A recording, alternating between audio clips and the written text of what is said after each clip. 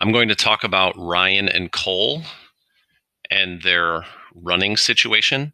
So, Ryan, they actually tell you the rate. So, the rate or slope for Ryan's running is 4 meters per second.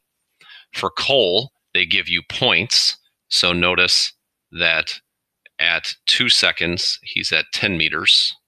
And at 5 seconds, he's at 22 meters.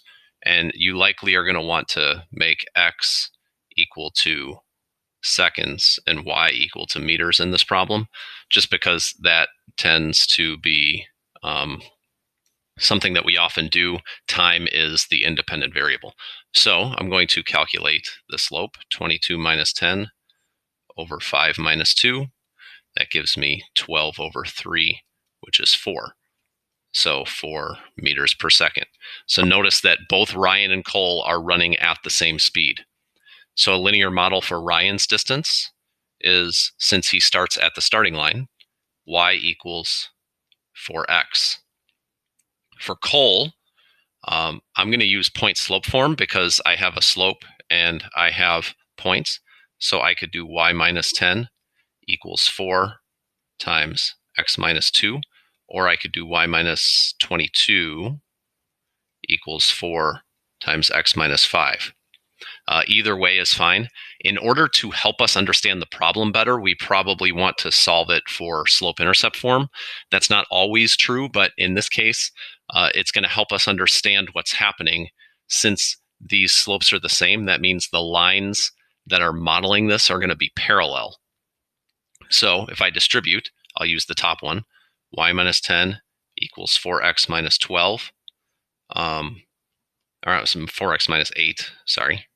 4x minus 8. And then I add 10 over, so I get y equals 4x plus 2. So notice that Cole has a head start. Cole is actually starting 2 meters ahead of the starting line. So I'm going to graph these. I'll go seconds and meters. And you can graph them in whatever scale you want. So just because I'm graphing the seconds by 1 and the meters by 2 doesn't mean that you have to. Okay, so that's kind of what I have. I'll graph Ryan in black. He starts at the starting line, and every second he goes 4 meters. So he has this line going. Cole, on the other hand, has a 2 meter head start. So he's going to be 2 and 10, 5 and 20.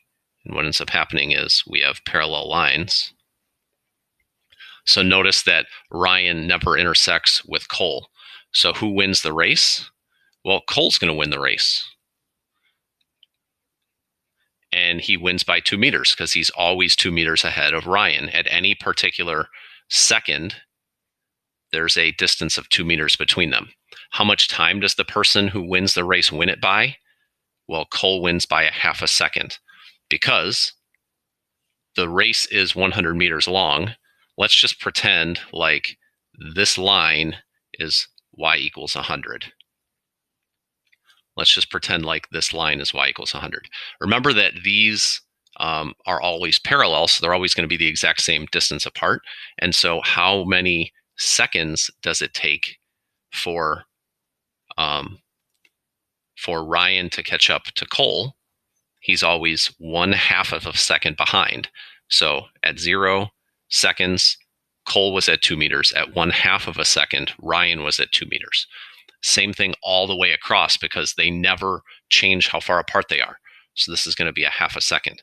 And you can also use distance equals rate times time.